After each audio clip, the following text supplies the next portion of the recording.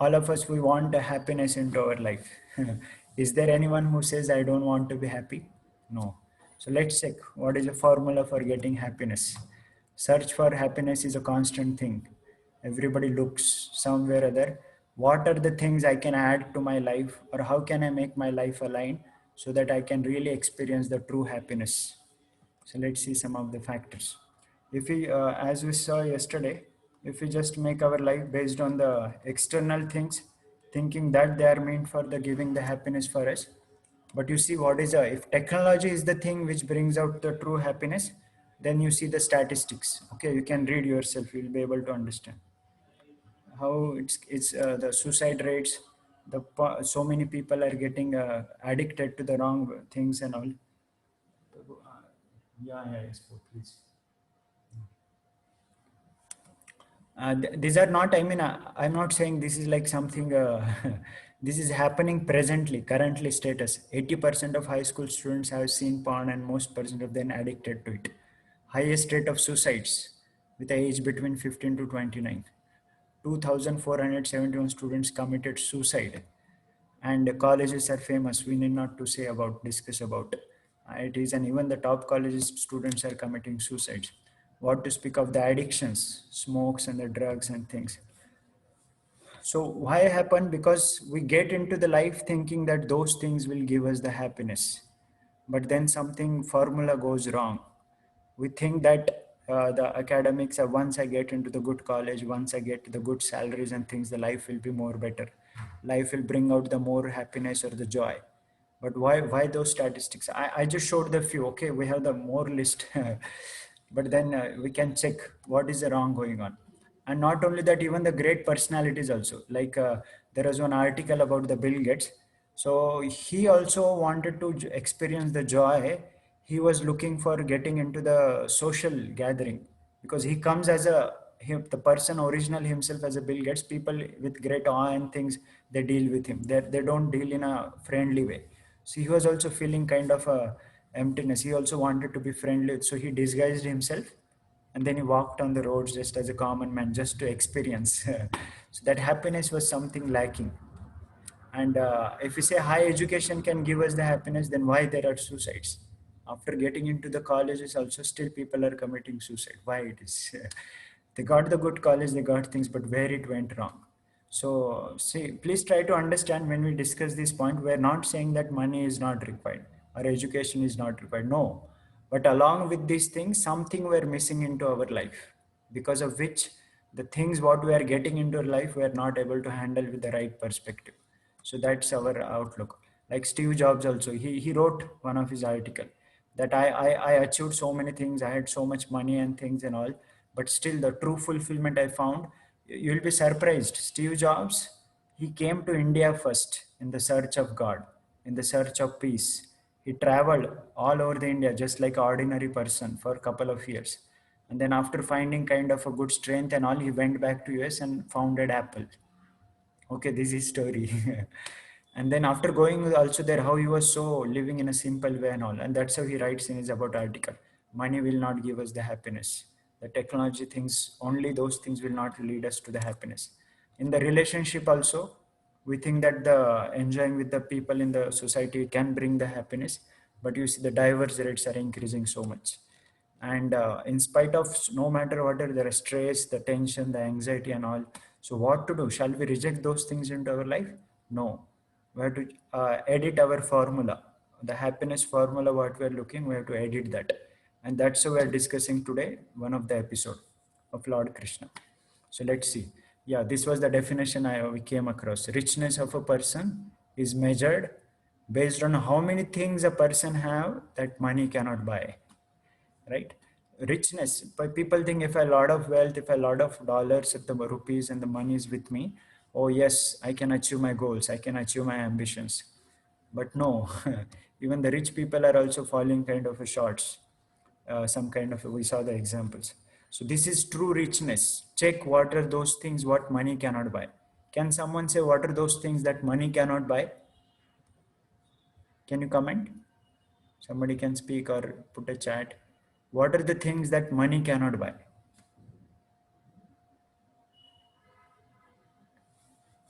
All of your IIT students. Yeah, very good. The time, the happiness, perfect. Yeah, nice. Correct. Happiness, the satisfaction, correct. All those things we can. We don't go to any market or malls or saying that take these dollars and give me 1 hour of happiness, give me satisfaction. No, it has to be sought within. It has to be found out within. Externally taking those things is not possible. That's how those things cannot be purchased. Money cannot buy. And let's look into one of the interesting episode. So all of you know, when Krishna was small, he's a famous as the one who steals the butter. Okay. Now this stealing is not like ordinary stealing in this world, what the thieves they do. God stealing is all attractive. That is another dimensional science. So that's not the topic of discussion. But you see, generally, children they become naughty. Mothers they try to punish them. They try to catch them, and then that's how Mother Yashoda was trying to catch baby Krishna because he was doing a lot of mischievous activities. Okay, and that's how one day when the Krishna stole the butter or broke the parts of the butter, Mother Yashoda was trying to run behind him and finally caught Krishna, and she thought that you are doing a lot of mischievous activities and now I will bind you so that you cannot run anywhere. Okay, so this is a God's greatness. God, he's a supreme, but just for the sake of his devotees, just for the motherly relationship, he agrees to be get bound also. Okay, so but then some interesting thing happens. Mother Yashoda, after binding baby Krishna, she goes off for his houseworks. Okay, and then baby Krishna, what she does, you see here in the picture, along with that mortar to which the baby Krishna was tied, he walks, he rolls in the courtyard, and you see the two tall trees there right in front. And then he goes with that wooden grinding mortar between the two trees. And that mortar gets stuck. Like, let's say these are the two trees, and the baby Krishna walks from the middle, and this mortar gets stuck here. And he pushes that. With the push, the two tree collapse. You see the picture? And from those two trees, the great personality appears. And it was amazed. Who are those two personalities? What is the history behind those two trees? So that's how then the discussion comes. So anyone knows this episode? Anyone have heard of this? So those two trees were actually the great personalities. Because of some kind of things, they got a curse of becoming the trees. But then the Lord Krishna delivered them. Anyone knows this episode? It's very interesting to know. If you don't know, it's good. I mean, it's substantial that you learn something today, new thing. Even if you know, it will again substantial because you learn the good insights for the episode. Okay, fine. So who are those two trees? The scriptures give the reference about them. Okay, so they were none other than the two sons of Kubera. All of you know Kuber. You heard of the god Kuber? What is his position? Kuber is none other than he is a treasurer. Okay, we have like a finance minister we call. So Kuber is a finance minister of the heavenly gods. He's in charge of wealth, and he had these two sons. Their name were Nala Kuber and Manigriv. And you see here in the picture, they were intoxicated. I mean, not like a worldly wine, but these are like a heavenly liquids by which they really get the beauty and the wealth for their life. I mean, the strength for their life. And they were enjoying kind of practically without any clothes on their body in the water. And there are some girls also around. So that's how the rich people, man, generally they do. But then on the way from the sky, you see the great personality was coming on the way. He is, anyone guess who is that personality? You're able to see here in the picture. The great saint who is having an instrument in his hand and is walking towards them. Anyone knows who is that personality? Yeah, correct. Narad Muni. Yeah, nice. So he is none other than the sage Narad. So as soon as the sage Narad comes, you see the ladies, they immediately run away. They try to cover themselves and hide because it's a respect for the sage. But something, these two people, because of intoxication, means they were proud of having so much wealth and enjoying like this, they did not bother to respect the sage. And sage understood that they are not having a proper attitude. This is not good for them. They are the gods, so this doesn't deserve them if they are becoming proud like this. So just to give them the punishment, not because they are not respecting the sage, no, because to make them understand that they are the responsible people. They should have the proper responsibility to behave well. So Narad Muni told, okay, fine, you are behaving like a naked, So become the trees. The trees, they do not wear any clothes. And that's how they got a curse to become the trees. And those two trees, but the sage's curse becomes the benediction. The sages, they give the curse is not because of the vengeance or the envy like that. Rather, they want to do the welfare for the people to bring them to the proper responsible position. So those two trees were not like ordinary any jungle trees. They became the trees right in the house of Lord Krishna. And not only that, but they were understanding that who are they actually. Like trees generally they don't understand, but then those two trees, they were knowing that we got a curse and we're standing now in the body of trees. So they had a complete memory of their previous life also, and that's how Krishna personally delivers them. Now and that's how they offer prayers to the god. Okay, you saw here in the picture, correct? They come out of those two trees, and the gods, they understand, they beg the forgiveness from god, and that's how they resume back to their original work, original position. Now as we said yesterday, scriptures are not like just like a mythology. These are the realities. Unfortunately, not understanding the science or the spirit behind those things, people are losing out what it can really offer the good for our life. So that's what need to be understood in a proper perspective. Then surely we can also learn a good lessons, and that is the purpose of the Lord coming in this world. Then what we can learn, check for the happiness formula as the topic of today's discussion. Those two people were thinking our happiness is what we can enjoy. We are now the richest people. We have a lot of wealth and we can do anything we want. Why to care? But then in the course of such attitude, what happens? The people forget their responsible position. Okay. So same thing, our human life is meant for the greater responsibility, not like the animals or the other living beings in the society. Humans are humans. They're like a rational animal. If human doesn't behave like a human, then that's how the people call him like an animal, right? So that's how we have to understand as a human what are our responsibilities, and then try to find out the happiness with the true perspective, the true ways. Check our happiness formula, and these are the some of the points we thought of. Happiness is not in the things that we possess. Okay, that's how I said in the beginning, happiness cannot be purchased anywhere. Happiness has to be sought out from within. Okay, so what is our outlook? What is our disposition towards the world around? That will decide. So whether one may be the poverty stricken or one may be in the billionaire's house, either of the case, he will be equipoised. That is a message of Bhagavad Gita. He will have the proper outlook and he will be really finding the true happiness. But if we keep the money or the possessions or the achievements at the center of happiness, then those things are flickering. Like, you might have heard of 2008 or around that, the recession came and the economy was collapsing like anything. And one of the person who is from India in US, he was a very good millionaire earnings. He's from IIT Kharagpur, graduated, and he was Ramakrishnan, his name. Was a good earning and all, but because of the recession, his everything came down, and he became so frustrated. He came to the home. He killed all his family members, his wife, children, and he killed himself also. Committed suicide. Why?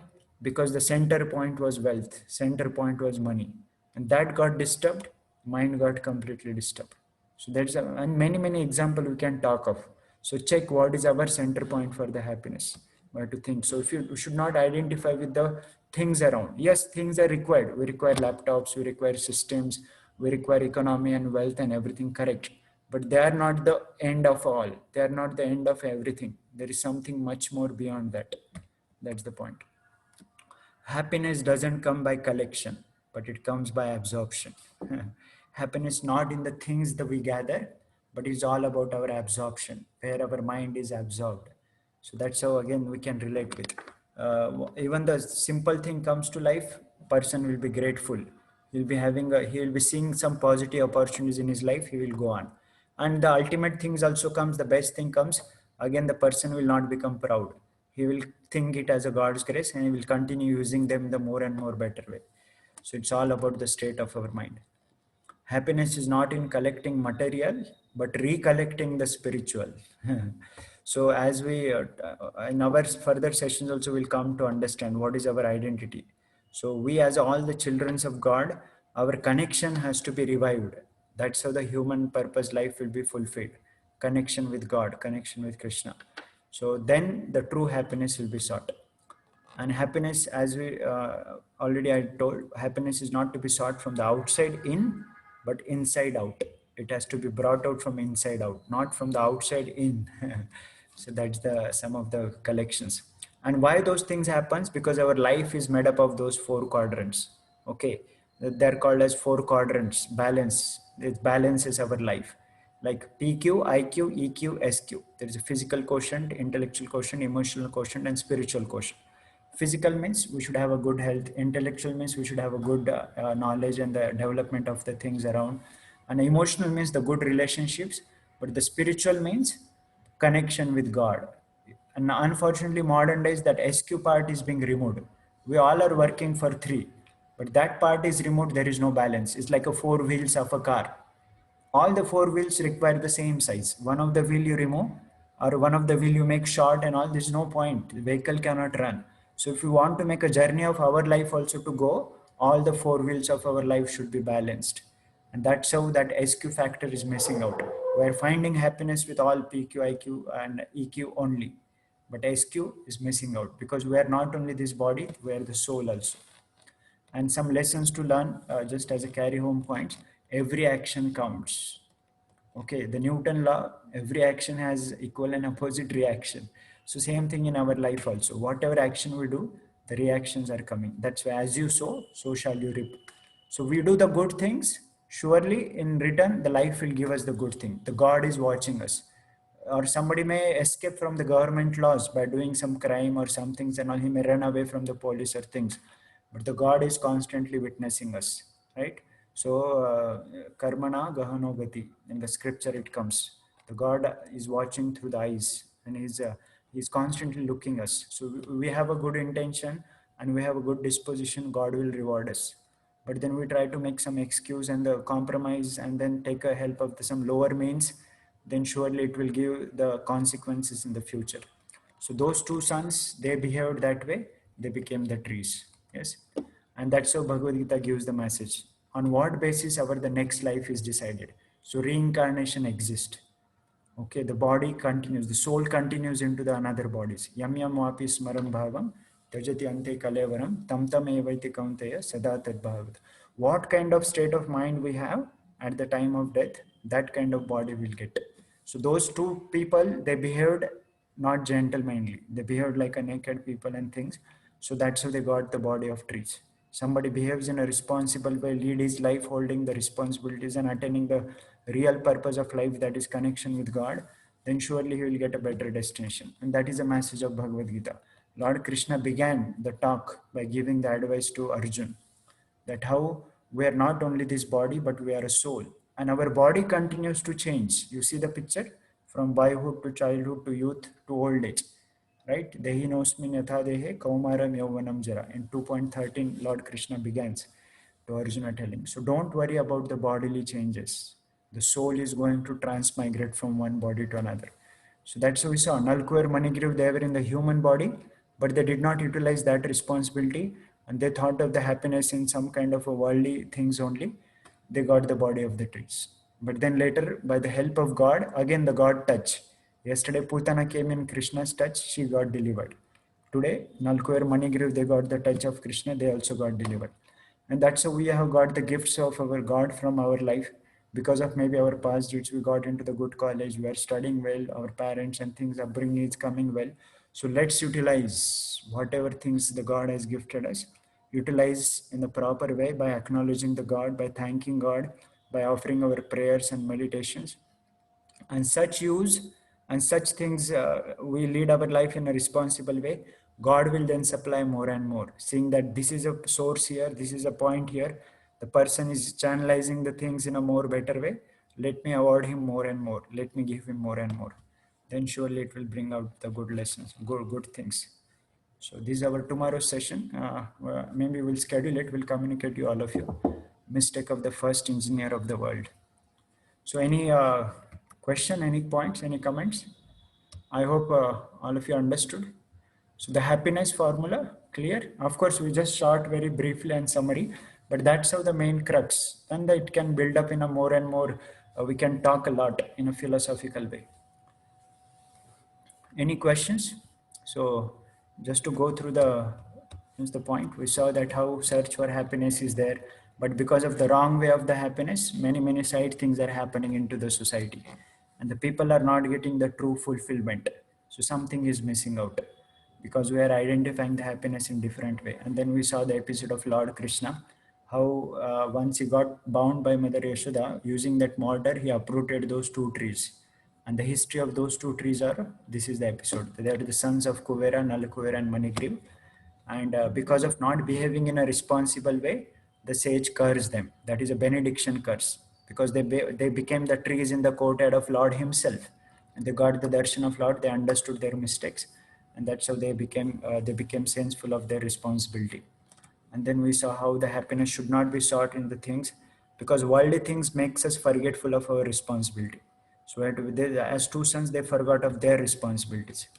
So that because our life consists of those four things: PQ, IQ, EQ, and SQ. So we have to look for SQ also, which is missing from the modern society. And we saw about how our every action counts, and that's how the next body is being decided. That is the science of reincarnation. Okay.